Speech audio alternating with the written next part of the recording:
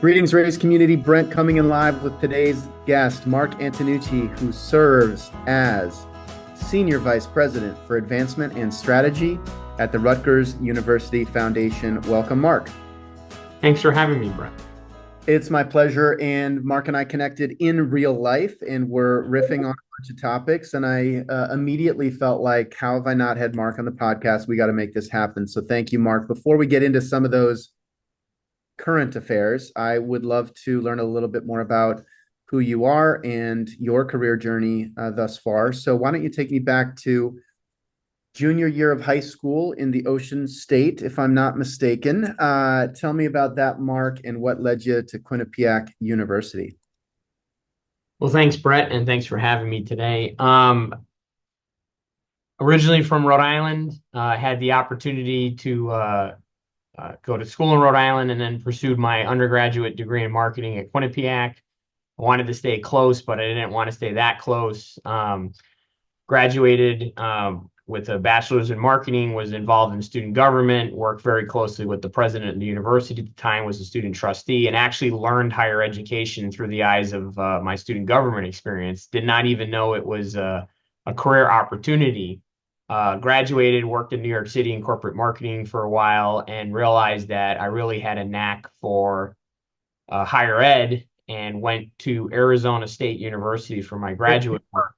Oh, Mark, tell me a little bit more just about the student government experience. It sounds like that was pretty formative in shaping your understanding of higher ed, and it sounds like we'll come full circle back to some of that. But just what were some of the highlights of that experience when you think back, key moments or relationships that helped shape your early career?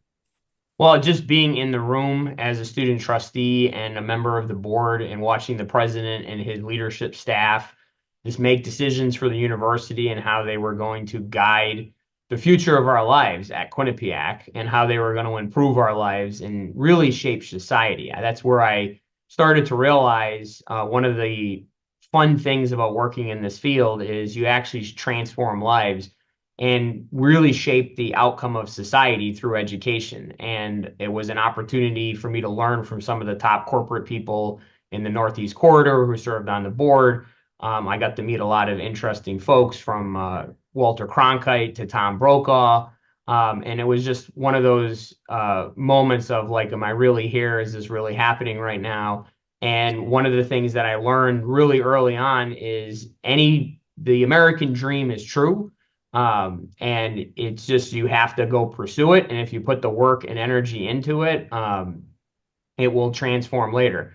Being in student government, you learn how to lose really quickly, because if anybody's run for political office, the first thing you realize is you're not going to win. I did not win my first election as a freshman, but I ended up being student body vice president for 2 years. And I think that grit and determination is where I really learned how to be a more effective leader and now higher education professional. That failure taught me a lot early in my life and has helped me now as a professional and even as a father. Tell me more about the context in which you're meeting Walter Cronkite or Tom Brokaw, and tell me about, like, why is there even a student trustee in the first place? Because I could see some people look at that and almost like roll their eyes, like, oh, it's, we've got a nice little student who's sort of showing up to sort of go through the motions, versus like really having a seat at the table and a voice, which it sounds like you did.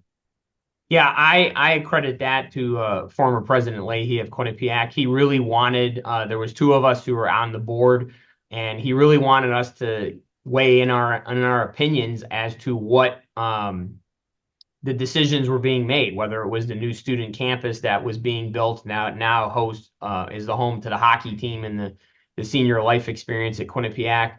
But also, like, how do we want to redesign the dining hall or some of the facilities? And he said, look, we're making decisions, but we really want to hear your perspective, even though knowing you will not see this in your lifetime as a student. But I just really appreciated his leadership style and the leadership style of the people around the table. If they earnestly wanted to hear what we thought and use what we suggested or said as part of their dialogue and debate. And I actually thought that shared governance approach was really interesting and unique, I always had the hypothesis in my mind that, a bunch of people sit in the room and they make these decisions without really considering the impacts just based on what their vantage point was. But they really wanted to know what the customer wanted and what the student really needed to elevate their experience to help us become better professionals and better people over time once we left the quadrangle. And so it was those life lessons where they really earnestly wanted to know. And then obviously being in the room with, renowned journalists who asked really good questions, you learn really quickly how brilliant they were in their craft of helping people tell their stories. And I think that's also helped me, especially as now an advancement leader, of understanding how to have alumni and donors tell their story to me and how they can impact Rutgers University or Arizona State or Quinnipiac or wherever I happen to be serving at the time. I love that story, and I love the way that you framed it around uh, I, as a student, was the customer. They, as the leaders, are shaping the experience to appeal to me and future customers. And I think, I mean, it almost sounds like product management in a software context, which is where I've, built my career, where, there's always this tension between, as you develop experience, you develop intuition. And then when new themes like AI emerge, you start to apply that new lens to the current capabilities. And that's part of the job. But on the other hand, if you're doing that in a room without customers present, you're gonna get it wrong. You might get some of it right, but you're gonna get it wrong. And I feel like there's always this tension between, well, we have all this experience, we understand it, but then how do you constantly go back to, yeah, but how would a regional gift officer on a Thursday morning actually go and do that thing? It's not probably going to be the way that you would think of it. And I feel like that dynamic has to be even more acute with trustees, because especially those who attended the institution, they might feel like they're experts on the institution, but they're experts of the institution 30 years ago, and you're trying to design it for 5 or 10 or 30 years from now. And so, like, I love the way that you described the sort of student voice as customer. Yeah. I mean, and I've carried that throughout my career in the 20 years I've been in higher ed now.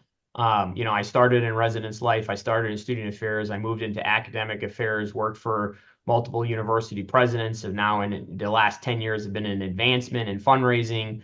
But I've always gone back to, what does the student want? Are we really serving the student of today? Are we serving the student of tomorrow that we haven't even thought about what they might need or what they might want? And even when I speak with donors and alumni, I'm always trying to talk to them of, how would your son or daughter who could potentially attend Rutgers University or X university actually want to consume the institution knowledge and education in the future. And technology obviously has been a big role. I'm a digital native. I'm not ashamed to say that. I'm a millennial, not ashamed to say that either. And I just think that we see the world a lot differently, because when I went into the workforce in the early 2000s, we had laptops, we had Palm Pilots. Smartphones weren't quite there yet, but it came on scene very quickly and it transformed the way we did business. And I also think that has also changed the way we've gone to education and how our students consume and learn. And I also think, as a dad to young children, they know more now because of the internet and Wikipedia and whatever they're reading digitally that I never had access to. I mean, I would go to the library because my parents were teachers, but on the same scale, a lot of this is now at your fingertips. So if you actually need to know something, you can just look it up. And I think that's one of the dynamic shifts we've had in this field. And I think that's an opportunity that we can capitalize on as we continue to shape and evolve universities for the future of society. And really, what is that next student alumni experience going to look like as we continue to evolve, post pandemic and into this new decade that's coming? Well, let's come back to that, but tell me a little bit more now with that context around the first step, the first career step post college, and then how that ultimately led you to reconnecting with higher ed. So I took the train from Connecticut into New York City. I did it day in and day out. It was a grind. I was living the life that I thought I was going to live as a marketing professional, and had an epiphany one day that this is going to be my life for 30 years. I think it's fine if you want to do it. had the opportunity to have lunch with President Leahy and said, how does one get into this world? And he suggested Arizona State University, having known and worked with Michael Crow at Columbia University, and said, you should really consider looking at an institution that's going to push you outside your boundaries. Applied to ASU for my graduate work, having never stepped in the state of Arizona, got accepted on full scholarship and an employment opportunity, decided to just do it. But not unbeknownst to my parents and my friends, everyone was like, what are you doing? As in Rhode Islanders don't leave the nest that far. But, went to Arizona State, did my master's degree, was encouraged by senior leadership that were in my courses, that were my professors, to move on and pursue my doctorate. I didn't have that in my plan. Applied, I got in, did my EDD in higher education in 2.5 years. Met my wife and had my children in Arizona, and served ASU really dutifully for 15 years before I headed back east to where I am now at Rutgers. But my parents are teachers. I've always been an educator at the core of who I am. I grew up in a classroom on campuses, so it's inevitable that I was going to end up in education. My dean of the business school had even told me that as a freshman. He reminds me of that now when I see him, because he's a university president today. But it's just one of those opportunities where I knew that I felt better when I'm around helping people become better at who they are and optimizing themselves and really transforming other people's lives. I think that's what we do in higher ed. I think that's what our donors do when they invest in us. And I really am excited to be in this field now. And, like I said, 20 years in higher ed, it's gone by in a snap of a finger. I can't believe it, but I'm just excited for the transformation I was able to drive at Arizona State, and that I'm driving now at Rutgers. Well, let's talk about that. So you're on this dual track at Arizona State, professionally and academically. Tell me about the professional aspect, and then we'll dive into the academic pursuit. So I started in student housing. I had no experience in it. Again, I was in student government. I wasn't an RA in college. I was tasked with running residence halls of 1,000 to 5,000 students. I prided myself We on. should, we should probably have a podcast just for people who've run residence halls, because I bet there's some stories. Yeah, there are some stories. It is the best early career experience I think you can have in higher ed, because you literally have to become an expert generalist on the university. You have to manage things you probably never thought you had to manage. And you have to work with all levels of leadership across the university for a variety of reasons. And that was really where I started to make my inroads at ASU professionally, because I What was. were, let me ask you, like, just some of your favorite memories, because I don't think we've had, I mean, we've had almost 200 episodes. I don't think we've had anybody that's really come up the ranks in res life that I can recall right now. So, like, favorite memories, most poignant experiences in the res life world. I think my favorite memory is I had the athletic director of Arizona State at the time walk into my residence hall. It was a brand new hall that I was assigned to open, 1,000 beds, and he sat in my office. I had no idea who he was at the time, and he says, "We have this new freshman recruit coming in. His name is James Harden, and we need you to make sure that he does not get into trouble. And if there's any issues, to please give me a call." And so you literally realize a campus of 70,000 students becomes really small really quick when the head men's basketball coach at the time is sitting literally in your office as you're a 20-something hall director, running a community, saying, "Hey, there's something special about this person," and going from there. The other professional memory that I'll never forget is I had 42 RAs. I had to supervise them all. I had to learn how to make this thing work. We had in my mind, I was like, we had 1,000 freshmen, and we had to figure out how to effectively keep everybody safe and healthy and thriving and retain them, because that was an expectation at the time. And we were at the time, ASU was washing away the party school mentality. So there was a lot of expectation on us on the ground to really, educate and teach students on there's a right and a wrong way to have the college experience, and that what you thought or saw online is not really what it is, and to cultivate and curate that experience positively.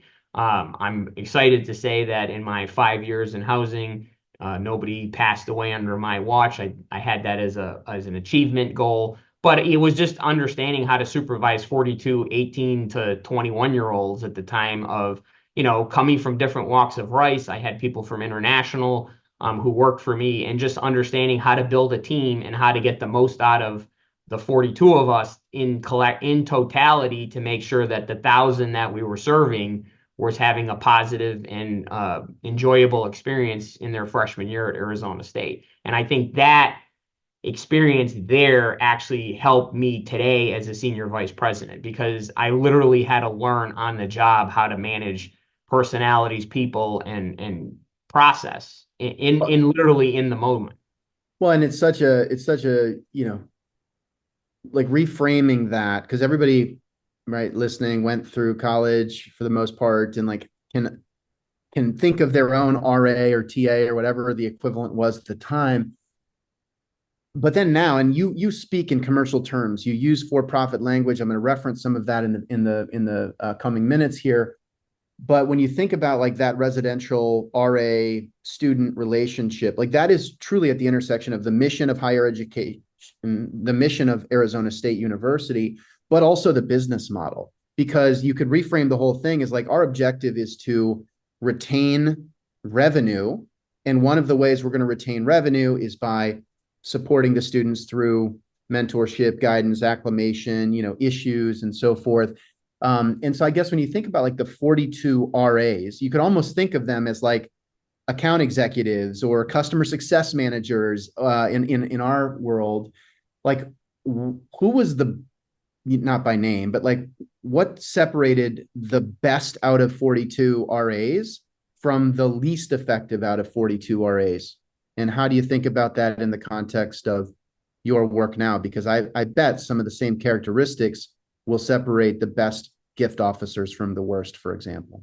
I think the characteristics were really common.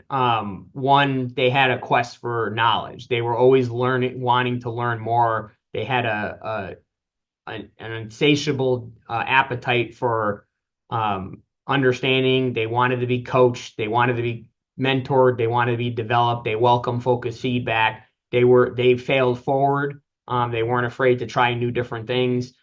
They constantly asked questions. They saw themselves as a sum of the team versus the parts, and they felt that they had a calling doing this. The funny thing is, this is a interesting story. One of them, who was my best RA at the time, is now a senior leader in higher education in an advancement shop. Just completed his doctorate in higher Well, ed. now you gotta name names if they're the Yeah, best. so his name's Travis Egbert. He serves as the Deputy Chief of Staff at the ASU Foundation. I've known Travis since he was a freshman from Seattle. He was on my staff for all 3 years, did a variety of things, ended up coming back to ASU to pursue his doctorate. And it's a it's just a journey that you didn't think at the time, and I was in my early 20s, and here's this young kid coming in who really believed, in the process, and he got other people to believe. And I still say to this day, Travis is one of those people you want on your team. He's going to make you better, and he's just willing to do anything. And I think that's translatable to how you run an organization today. I mean, I have over 100 colleagues that are in my direct supervision here at Rutgers, and the top performers are just, what can I do? How can I help? Where can I help innovate? And regardless of my role or my title. And I just think it's a service. I mean, I believe if you're in higher education, regardless of what role you play, it's a civil service. I think we serve the greater population. We play different parts at the university, but at the end of the day, when students graduate, in that 4 year span or sooner, or maybe some take 5. But I think, as I've said, and I said it on day one when I was at ASU, and I say it today at Rutgers, commencement day is the greatest day on a university campus, because we've done our job. Our job is to help that student transform themselves over the 4 years that they're with us and become a better member of society. And if we do that and they graduate with a degree, we should just be proud. That's a heck of an achievement. and you should feel joy. And I think people who come to work every day with that mentality, knowing I'm helping somebody else get better and become something of themselves, I think that just translates in. And you can see that in fundraisers, you can see that in operational professionals, you can see that in even administrative assistants, people who just have that passion for making people better and care about the bigger cause, and it's we over me. I just think is what makes this thing go. And there's a lot of us in higher ed who still believe this. The fire burns, and I just think we've gotten a rough shake globally right now. But there's a lot of us out there, and I'm sure a lot are listening today who are probably saying, "Yeah, he's right."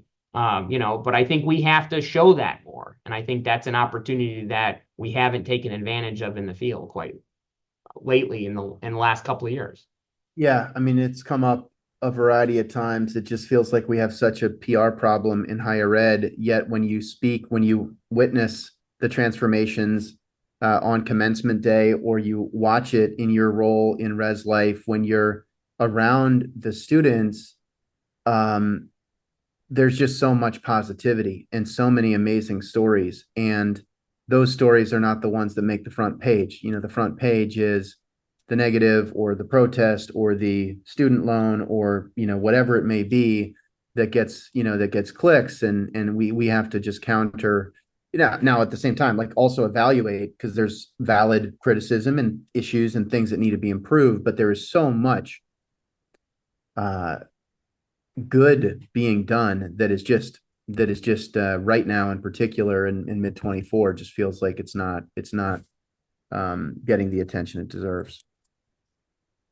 I Tell agree. me I think there's about more good than bad out there. Sure. Tell me about so you're in res life. That feels like a long way away from chief of staff of the foundation and some of the roles that you led there. So what was the conduit into the foundation? I just needed an opportunity. I had left Arizona for a hot second, and my better half, she was had an opportunity to come back and work in higher ed at ASU. She still does, and I was just a trailing spouse. And because I was a great networker and I got to know as many people as I could at Arizona State and in the business, um, people in senior leadership roles were like, we literally need somebody to come in and help drive forward our new senior vice president of principal gifts at the time, and work with the CEO of the foundation at the time on a variety of other duties as assigned. And just because I had worked in res life, and I was learning how to be an expert generalist really early in career, and I understood the power of the enterprise of the institution. I don't believe I grew up in a silo. I grew up horizontally versus vertically at ASU. And so I was given an opportunity to step into as a chief of staff and do a variety of things, and then learn fundraising as I went, and got pretty good at it as I kind of worked my way up at the ASU Foundation. Eventually, after doing 6.5 years of service, departing as vice president and chief of staff there to head to Rutgers. But it was just an opportunity. When you're in the room and you've gotten to know people on a personal level, from the president down to his senior vice presidents at the university, you start to build trust. And I've always I teach my children the same thing. If you're consistent and you find ways to contribute and you put in and you go at it the right way, good things will eventually happen. And it's just that level of consistency and performance that I think they noticed in me and said, he will find a way to get it done. And sure enough, we did.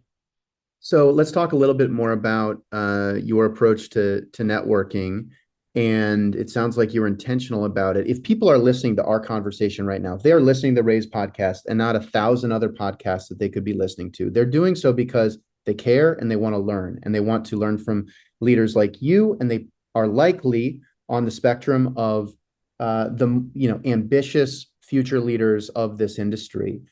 And so what would you say to those individuals as it relates to networking? Because what I heard from you were two themes. One is you have to build those relationships, but two, you have to deliver. But if you just deliver and you aren't as intentional about building the network, and there's always a fine line between, authentically connecting with people and self-promotion, but just tell me how you think about that and what advice you would give because it's clearly served you really well.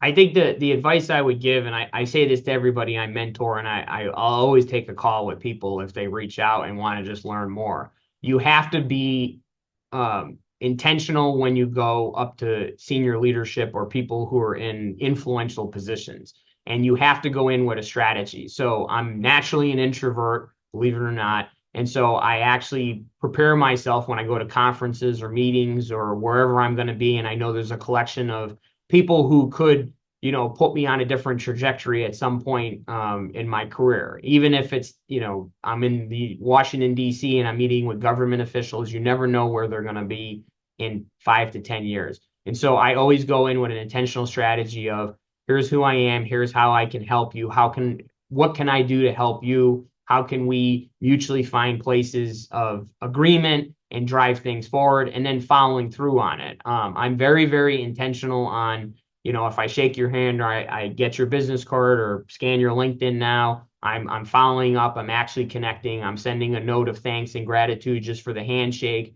And then if there's something that, and the other thing is I do research on people that I meet. It might sound crazy, but we have the ability to Google and LinkedIn. And if there's something in somebody's repertoire or their experiences that it's like, well, that's really interesting. I'll literally reach out to them and ask a question. I've prided myself on getting to know a lot of university presidents because I aspire to be one someday. And the question that whenever I have the opportunity to interact with a president of a university, large, small, or in the middle, is how do you manage the job as a parent and as a professional and as a member of the state or whatever the role you're also playing. And it's usually that humbling experience of that question alone of like, how do you do this and be a good dad?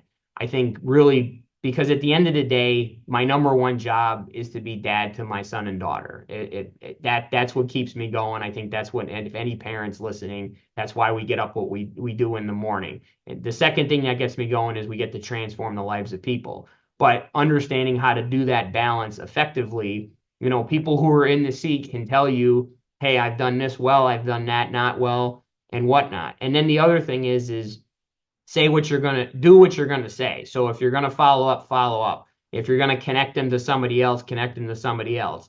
I'm a big believer in we are all in the same business here. And one of the things, especially in advancement, is we know fundraisers move around. We know talent moves around for a variety of reasons. Sometimes it's got nothing to do with the job that they're in. It's got to do with the spouse got transferred. And so I'm a big believer of, hey, you're a high performer or you're a great performer for us, and you might be leaving us. And because of my contacts, I'll just say, hey, I'll connect you with the people I know at that institution. I don't know if it's going to go anywhere, but good people should know good people. And so I've always parted ways when even folks like you, Brent, I've parted ways with saying, hey, if there's anything I can do or anybody I can connect you with, I'll do it. And it might not be in the immediate, but you have to do it over time. And I just think I've been known now, hopefully, that I say what I do and I follow through on it. And I think anybody who's listening today, you have to take that initial step. And I know for the introverts listening,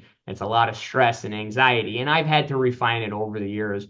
But just what is that 30-second elevator pitch? And then how do you build a connection and have the conversation and move forward? Knowing that it might not materialize in the immediate, but it takes time and allow it to take time. And that's how I've been successful so far in my career. I love it, Mark. Thank you. There's so much there, and I hope everybody listens to that over and over. And honestly, a ton of it resonates. It's partly why I started this podcast because I felt like so many of my interactions, as a vendor in the space, where it would start with, "Who are you? What is your job title? Oh, you have 100 people that report to you. What are your goals? What are your issues? Tell me about your CRM, et cetera, et cetera." And there wasn't a lot of space for just like, "Oh, and like, who are you, by the way?" Because ultimately, um, our job is not that different than the job of a good development officer, for example. And I feel like so many times in this space, you all spend so much time asking other people their stories and hearing their stories and thinking about ways you can help them. And there was never really an outlet to hear your stories. And like, even in this conversation, like you and I met at a conference, we had a nice connection, but I feel like I know you so much more, and we're only 31 minutes in. And it's like such a good reminder of just, yeah, sometimes like looking backwards helps you move forward, you know? So on that note, you said out loud that you aspire to be a university president. I love it when people just say that, and you've clearly, you know, said that before, because it rolled off the tongue very naturally. But with that, like, who are some of the presidents that you admire and why? Like, who are some of the great leaders that, whether you know them directly or have just had a handshake, or maybe just follow through social media or otherwise, like, who are you learning from right now as you think about that aspiration? Well, I study everybody. I'm not biased. I think you could be running a campus of 3,000 students, or you could be running a campus of 300,000 students. There's um, there's value in how everybody leads differently. Obviously, I very closely watch my current president, Jonathan Holloway, who has been managing a lot of challenging situations here at Rutgers over the last 12 to 16 months. He's done it with grace. He's been a gentleman. He's been what a diplomat I would imagine. If you look it up in the dictionary, there's probably a photograph of him. And he's done it with an understanding that it's just that's the card he's been dealt, and I'm going to do the best I can. And some of this I can't overcome, and we're going to just try to do our best, and it is what it is, and that's all we can do. And I admire on how he has taken that approach with grace, and he has encouraged his leadership team to operate the same way. Another president, it'd be, obviously I'm a protege of ASU President Mike LaCroix. I've worked really closely with him over the years. I've gotten to know him. He's a transformational leader. I just think he thinks differently. He sees the world through a different lens. He is driving, his goal is to educate as many students who can be educated as possible. I share the same passion and perspective as he does.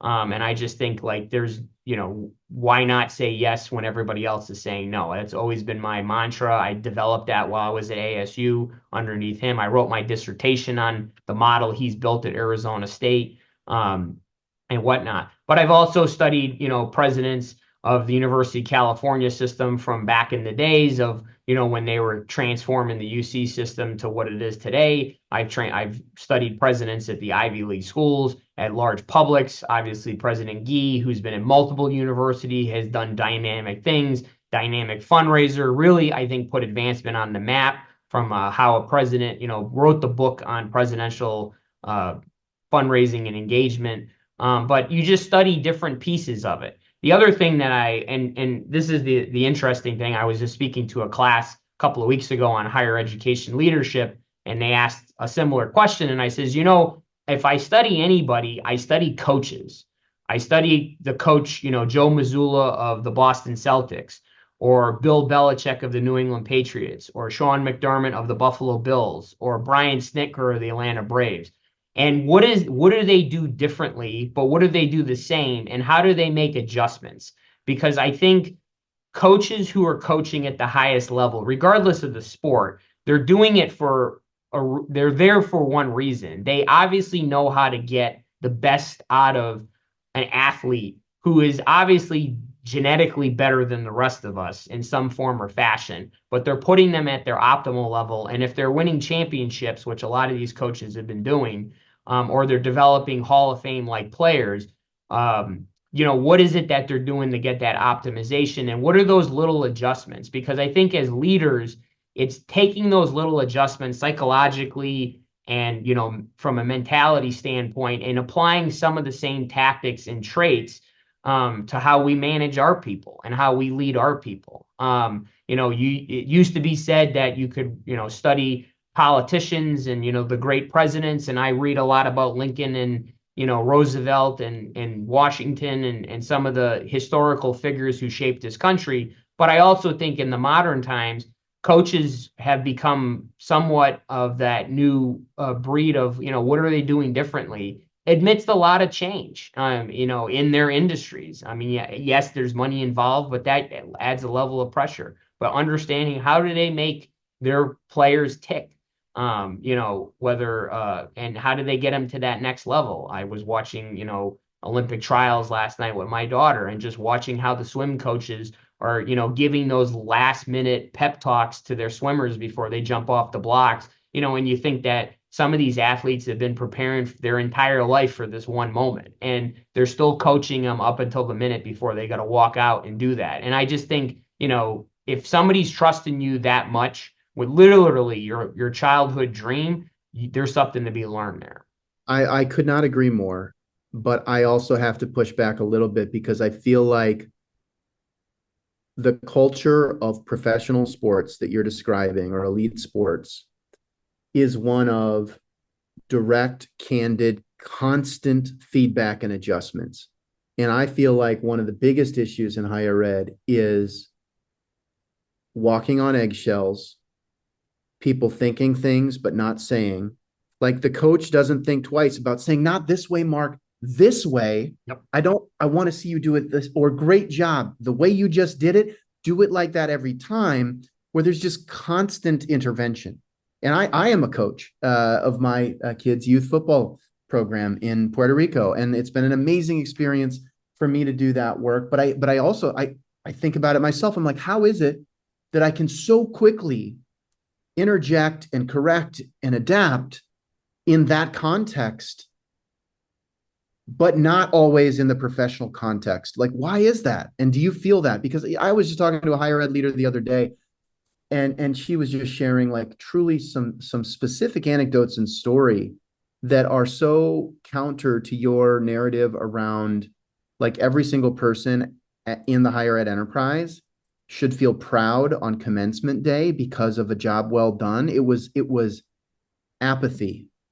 And I know that that is an issue that many leaders navigate. So how do you think about like, how would Bill Belichick manage an advancement team relative to how we do it, right? It's not a perfect comparison. And obviously when people are getting paid, millions and millions of dollars, there's like a lot there, but I do think there's some common principles of like coaching in an athletic context versus coaching at work. Well, I think so. My counter is, why not use some of those tactics in the professional space? And I I think agree. that is probably one of the reasons I believe why I have rose through the ranks so quickly, is because I confront the brutal facts. I'm a big Jim Collins guy. But I think if you look at the biggest tech companies in the world, they just have the conversation. They don't dance around it. It is what it is. And then once you've actually put the challenge on the table and address the tension, you go from there. And that's actually what I've been doing. And I think that's one of the leadership lessons that I've been, refining over the last 3 to 5 years, especially coming out of COVID. Of one of the things that I tell my teams constantly is, we're going to have open dialogue. We're going to address the tension, and we're going to do it in an immediacy. And if we do those 3 things and we do it on a consistent basis, we're going to stop being afraid of hurting other people's feelings and actually getting to the root cause.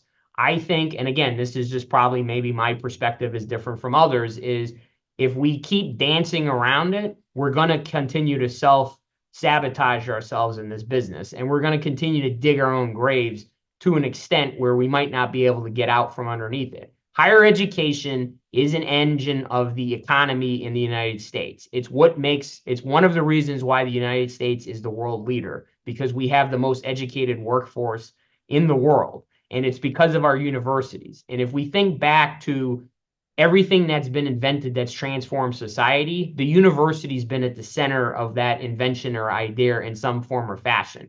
Now, yes, Bill Gates left Harvard to build Microsoft out of his garage, but it was birthed at Harvard. Mark Zuckerberg left Harvard to build Facebook, but it was birthed at Harvard. It starts at a university because we allow the ability for knowledge to transfer and to dialogue to happen. But we got to acknowledge that, and we got to allow it to occur, and we got to stop dancing around the brutal facts. And I think when leaders step into the arena, regardless if you're in fundraising or you're in student affairs or you're in academic affairs, you have to have the honest conversations. And I think, and I've sat in thousands of meetings throughout my career where it's like, we all know what we want to say, but nobody wants to say it. And whether for better or worse, I'm usually the guy that just says, guys, we all know what we're thinking. Let's just put it on the table and move on. And you've noticed, and this is what I've learned from coaches, you've noticed people's body language changes and people are like, okay, let's actually have the real conversation. Because I know there's a bunch of people who are listening to this podcast today who are saying, well, yeah, there's always a meeting before the meeting and a meeting after the meeting. My philosophy and my leadership style is the meeting is the meeting. Do it in the meeting. And if you're not going to be able to do it in the meeting, then don't have it. And I've actually role modeled this with my division here at Rutgers of, we're going to have the conversation. We're not going to have let's go down the list and update everybody. We can send everybody an email or a Slack or whatever the new technology is to update everybody on what's going on. When we sit in a room, either virtually or in person, we are talking about integrative ideas. How do we make the thing better? How do we strategize around the donor? How do we integrate the technology to move the fundraising pace setting higher and faster? And how do we actually serve the customer that we're working with, who is investing in the university? But you have to, I think leaders need to step up a little bit more. This is just my opinion. And just, confront the brutal facts. But my biggest thing is, and the one lesson that I, learned from the great coach Mike Krzyzewski is you address the tension. Look, it happened. Let's address it. Let's learn from it. Let's talk about it and then move on. I mean, when I took my counseling and psychology classes as a graduate student, that's the first thing they teach you in therapy and counseling is you can't move on or you can't overcome something if you don't confront that you have an issue. And so why not? And there's a lot of PhDs that are smarter than me in this business who have taken those same classes, probably read the same books in their lifetime. Let's confront those facts.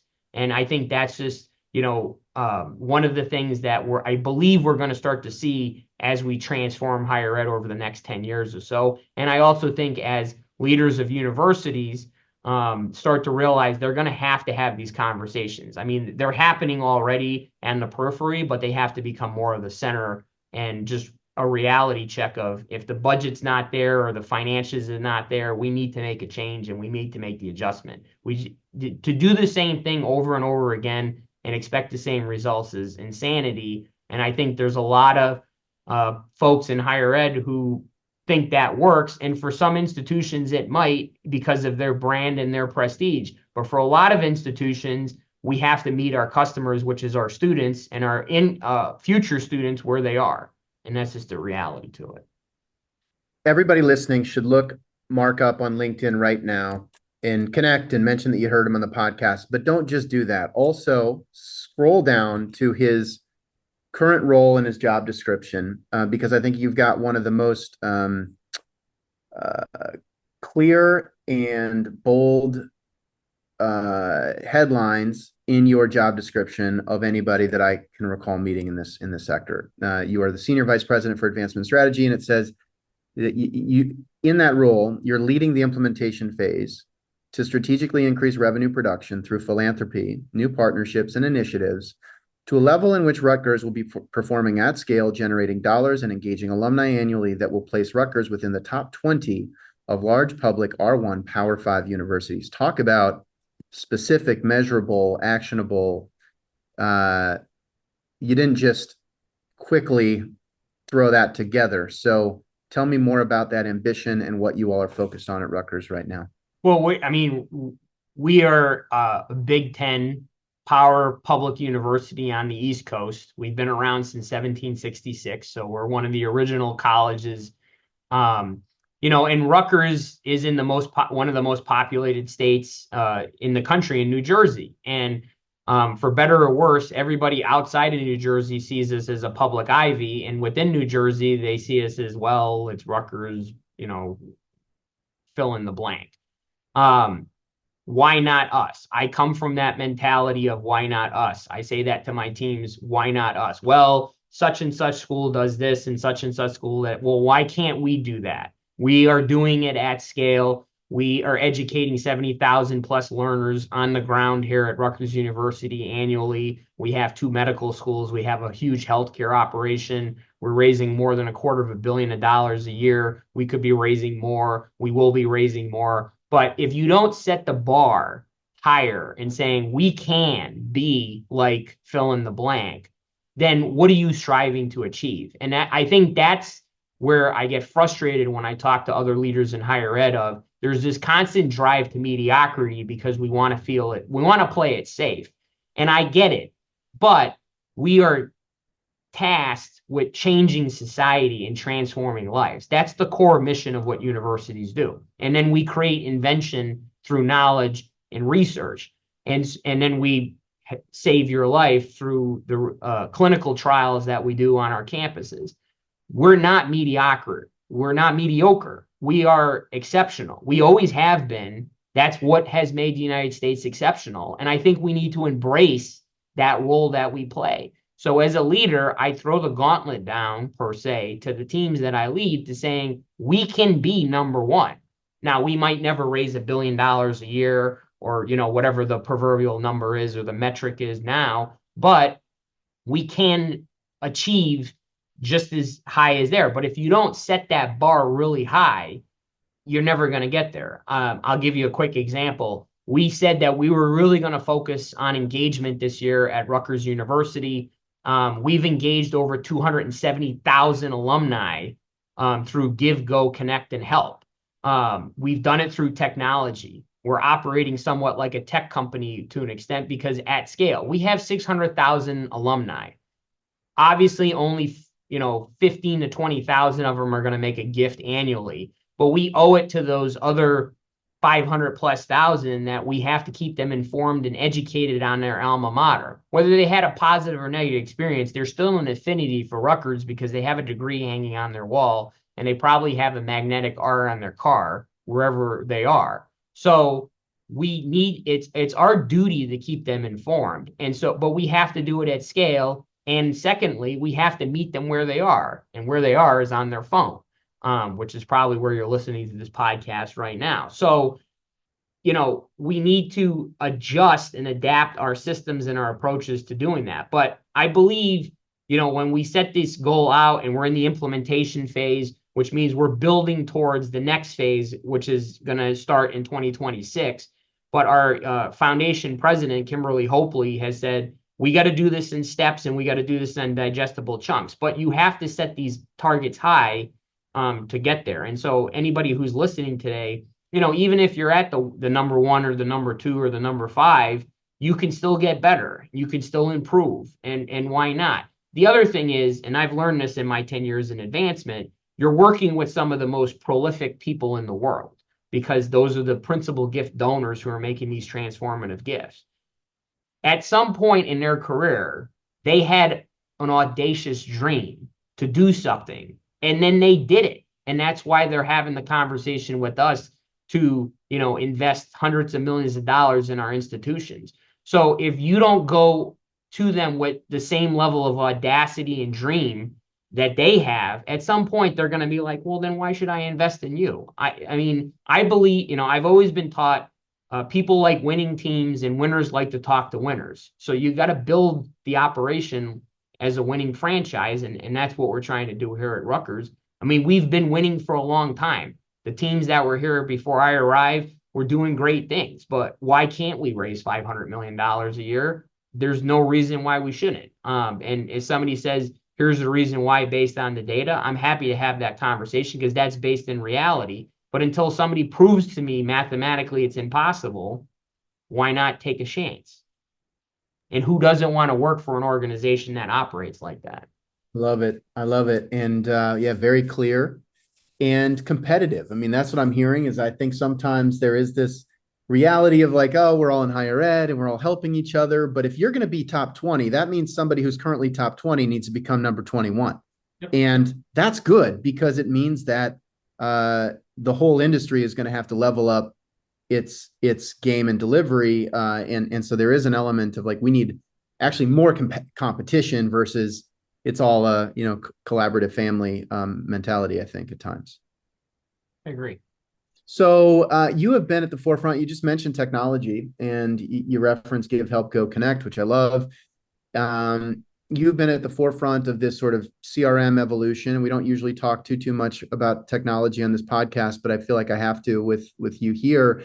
Um, and in particular, I think we're in an industry that historically was dominated by Blackbaud and Ellucian, and a whole host of kind of long tail, let's call them, options. It seems like we're in this real period of acceleration for Salesforce, although it's been this sort of slow build because I think there's still only 10 or 20 institutions that are live from an advancement perspective with Salesforce, but a whole bunch more coming. And I'm sure that means you've gotten a bunch of calls along the way because you have been, I think ASU is one of the first institutions to take an enterprise-wide approach. You're now at Rutgers, where I know you've implemented Salesforce. And I'd love just some real talk around, because I feel like we've also been living through a bit of a Gartner hype cycle period where there, finally was this trigger to shift away from the legacy systems to Salesforce. The hype got really, really high, really fast. And it feels like there's a bit of a trough of disillusionment starting to emerge. And that doesn't mean it's not a great platform, but I'd love just your kind of candid view on like what's great, what isn't, where you see things going from here, and frankly, how companies like Evertrue and others can help address the overall picture. Well, I think for large public universities like Rutgers, Arizona State, name the school, every land grant institution in the country, each state, technology is the new platform. It's just a reality. If you think of, and this is the way I explain it when I'm on the stage for at different tech conferences, you actually start consuming your public institution as an elementary school student. You've gone to a camp, you go to a game, you interact with the arts and sciences, you go visit the labs. You're actually starting to consume your state institution before you're even thinking of going to college. We do not collect that data. We do not build that digital journey. Now, Amazon and Google are building that journey day in and day out. They're tracking where you go. They know where you are in the car. I mean, if you think of it, Google kind of knows just about everything. And with the Apple Watch, if you wear it at night, they even know your sleep patterns.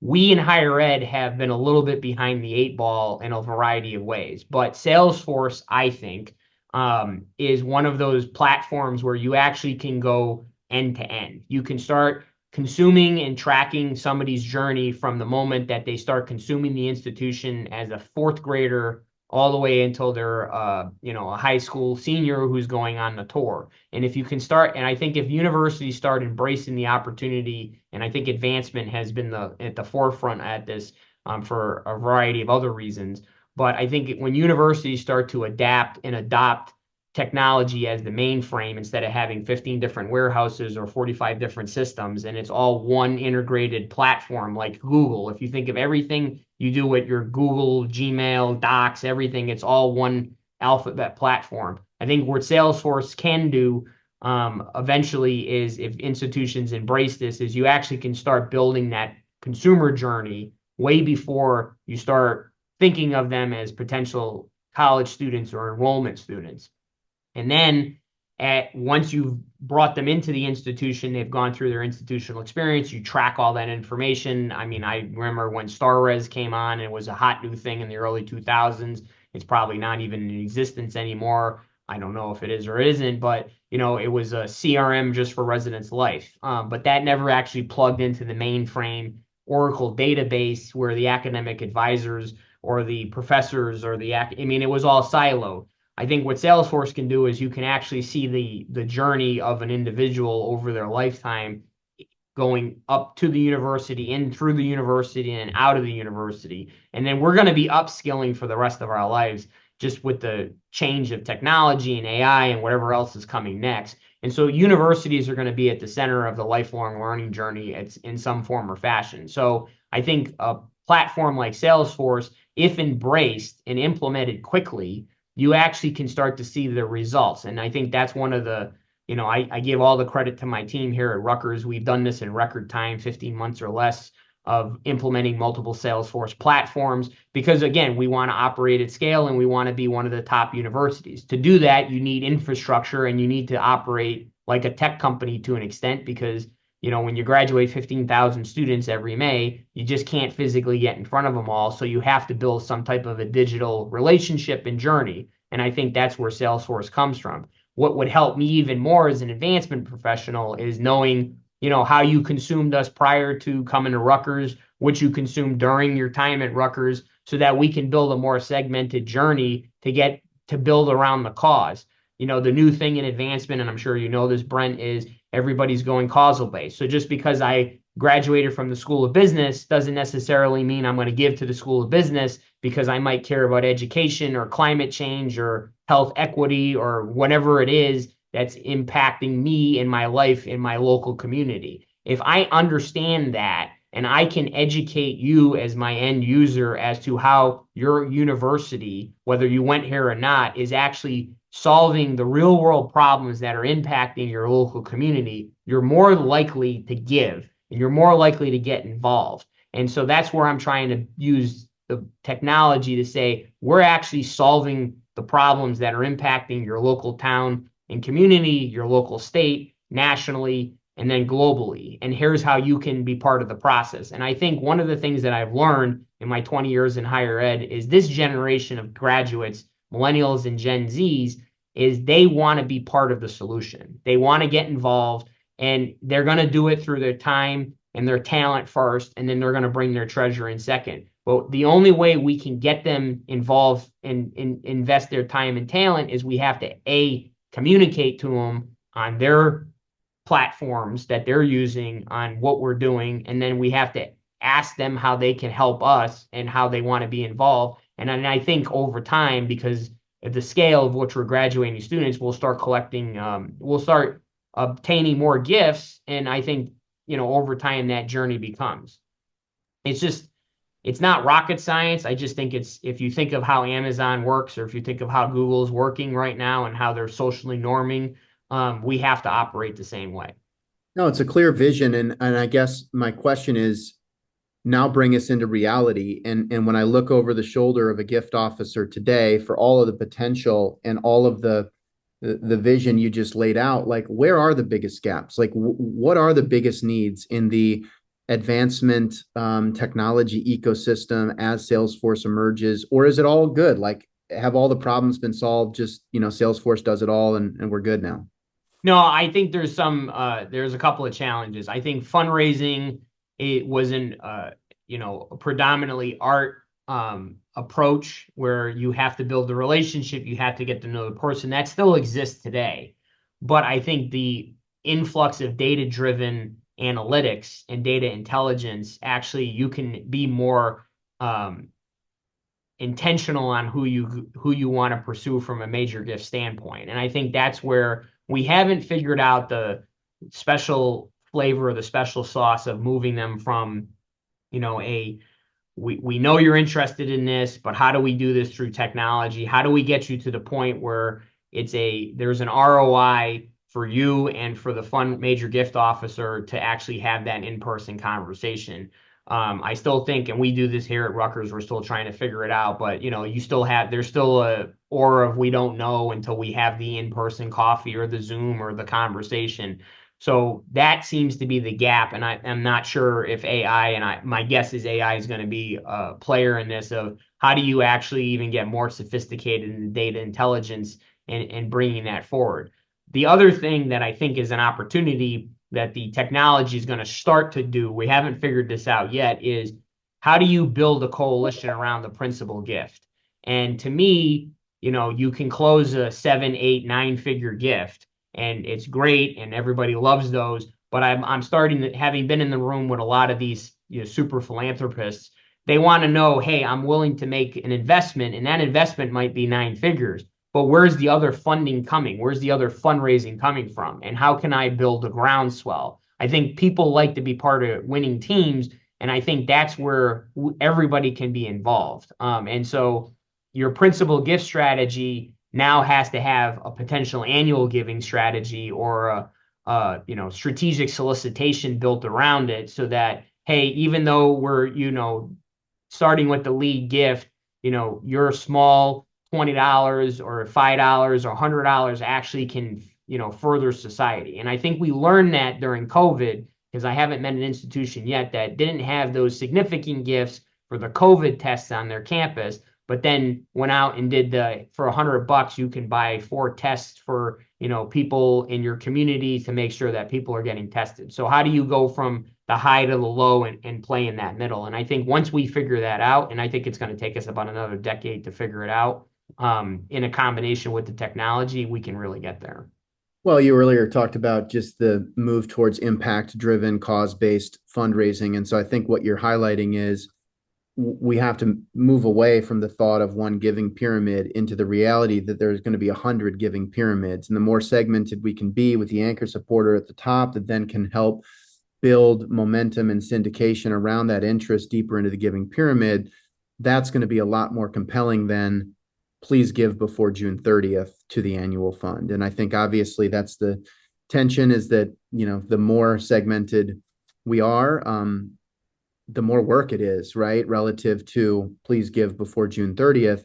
But I do think that that is going to be one of the big unlocks with generative AI, is that like never again should the message that Brent and Mark receive be based on a template.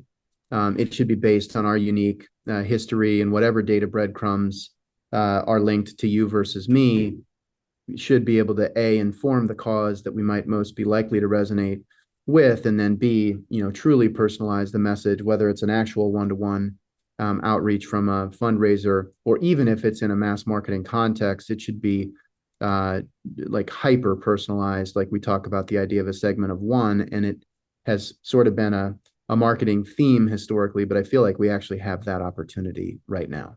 Yep, I agree. Cool. Well, we are already at time. I know you've got the next thing to move on to. I wish we could keep going, but before we wrap, are y'all hiring at Rutgers? And we've already talked about LinkedIn, but if people want to be in touch with you, what's the best way to do that? Yeah, please find me on LinkedIn. We are hiring at Rutgers. We're going to be adding a lot more frontline fundraising positions here at the Rutgers University Foundation over the next 6 to 12 months. We're always looking for great talent. So anybody who really wants to be part of something transformational and at the cutting edge of higher education advancement, please reach out to me and I'll put you in contact with our in-house talent acquisition team. Even if it's not right now, I'm always looking to have a conversation. There's a bunch of folks that we brought to Rutgers over the last 2 years that I met, years ago when I was at ASU, and it wasn't the right time or place, but this was the right time or place. And just because the workforce has changed. But if you really want to be part of the way we're going to change higher education advancement, I would encourage anybody to reach out. We'll find the seat. We hire good people here at Rutgers, and we find ways to have you professionally optimize your career path at the Rutgers University Foundation. And thanks for having me today, Brent. Hey, Mark, thank you, man. Energizing conversation. I wish you the absolute best. Look forward to continue to get to know you. Can't wait to welcome you back someday as President Antonucci, and hopefully collaborate between now and then. So with that, I will wrap today's episode with Mark Antonucci, who serves as Senior Vice President for Advancement and Strategy at the Rutgers University Foundation. Thanks, Mark, and take care, everybody.